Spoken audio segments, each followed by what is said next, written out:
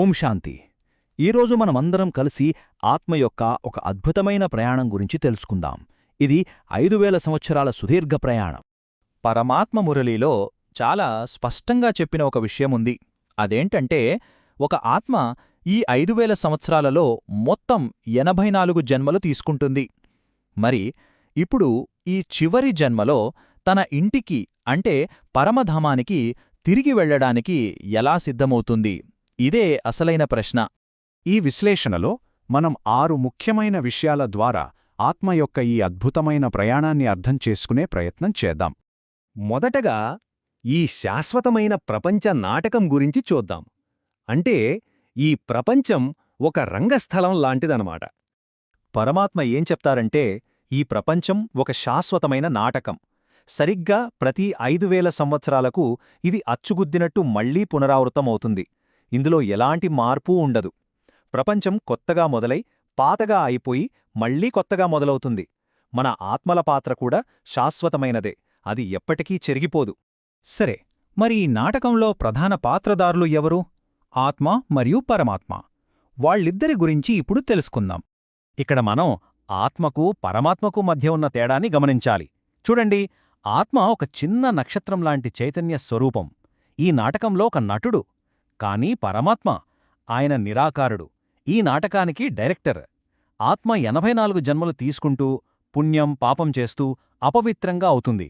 కాని పరమాత్మ జననమరణ చక్రంలోకి అస్సలు రారు. అందుకే ఆయన సదా పవిత్రుడు.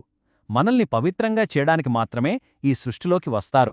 అందుకే పరమాత్మ స్వయంగా చెప్తున్నారు, నేను పతిత పావనుడిని, అంటే పతితులను పావనంగా చేసేవాణ్ణి. మీరు నన్ను ఒక్కడినే స్మృతి చెయ్యండి, మీ పాపాలన్నీ భస్మమైపోతాయి. చూడండి ఎంత స్పష్టమైన డైరెక్షన్ ఇచ్చారో. ఆ స్మృతే యోగాగ్ని అన్మాట. ఇప్పుడు మనం ఇంకొంచెం ముందుకు వెళ్దాం. కాలచక్రంలో ఆత్మ ప్రయాణం ఎలా సాగుతుందో చూద్దాం. పవిత్రత నుండి అపవిత్రత వైపు ఈ ప్రయాణం ఎలా సాగిందో గమనిద్దాం. ఆత్మ తన ప్రయాణాన్ని సత్యయుగంలో అంటే స్వర్గంలో మొదలుపెడుతుంది. అప్పుడు 100% పవిత్రంగా పూజ్య దేవతగా ఉంటుంది. ఆ తర్వాత త్రేతాయుగంలోకి వచ్చేసరికి పవిత్రత కొద్దిగా తగ్గుతుంది. ఇక ద్వాపరయుగం నుంచి అసలు కథ మొదలవుతుంది. అపవిత్రత ప్రవేశిస్తుంది. దేవతలుగా ఉన్న ఆత్మలే పూజారులుగా మారిపోతారు. చివరికి కలియుగం వచ్చేసరికి ఆత్మ పూర్తిగా అపవిత్రమైపోయి ఇది దుఃఖ ప్రపంచంగా మారిపోతుంది. అంటే ఒకప్పుడు పూజ్యులుగా ఉన్నవారే ఇప్పుడు భక్తులుగా మారిపోయారన్నమాట. అయితే ఈ చక్రంలో అంతా చీకటిగా దుఃఖమయంగా ఉన్నప్పుడు, అంటే కలియుగం చివర్లో ఒక అద్భుతమైన చాలా కళ్యాణకారి సమయం వస్తుంది. దాన్నే సంగమ యుగం అంటారు. ఇది మిగతా 4 యుగాల్లాంటిది కాదు. ఇది చాలా చిన్నది, కాని అత్యంత శుభప్రదమైన యుగం. ఎందుకంటే ఈ సమయంలోనే స్వయంగా పరమపిత పరమాత్మ ఈ పాత అపవిత్ర ప్రపంచాన్ని మళ్లీ కొత్తగా పవిత్రంగా మార్చడానికి వస్తారన్నమాట. రావణులు జైలులాంటి ఈ దుఃఖ ప్రపంచం నుండి మన అందర్నీ విడిపించడానికి వస్తారన్నమాట. మరి పవిత్రంగా ఎలా అవ్వాలి? దానికి మార్గమేంటి? దానికోసం పరమాత్మ మురళి ద్వారా ఒక ప్రత్యేకమైన పద్ధతిని చూపిస్తున్నారు. అదే యోగం. ఇక్కడ యోగమంటే మనం బయట చూసే శారీరక ఆసనాలు, వ్యాయామాలు కాదు. పరమాత్మ చెప్పే యోగం చాలా సహజమైనది. అదేంటంటే, కేవలం ఒక్కరైన పరమపిత పరమాత్మ అయిన శివుడిని మనస్సుతో ప్రేమతో స్మృతి చేయడమే. ఇదే అసలైన రాజయోగం. ఈ స్మృతికి ఎంత శక్తి ఉందంటే, ఇది మన ఆత్మలో ఎన్నో జన్మలుగా పేరుకుపోయిన పాపకర్మలను కాల్చివేస్తుంది.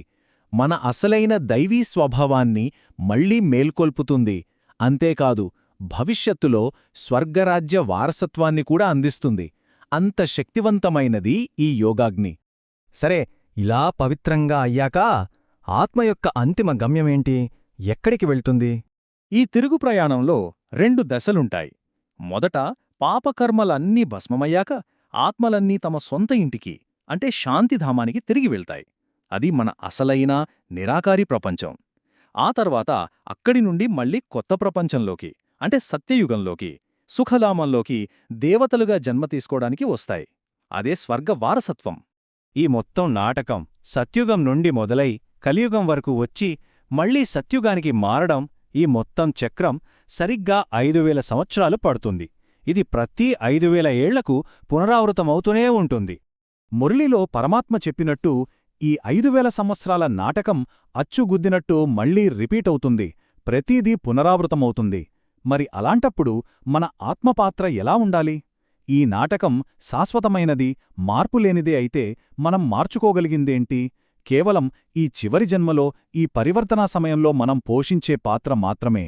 మనమిప్పుడు మన పాత్రను ఎంత శ్రేష్టంగా పోషిస్తే భవిష్యత్తు అంత ఉన్నతంగా ఉంటుంది.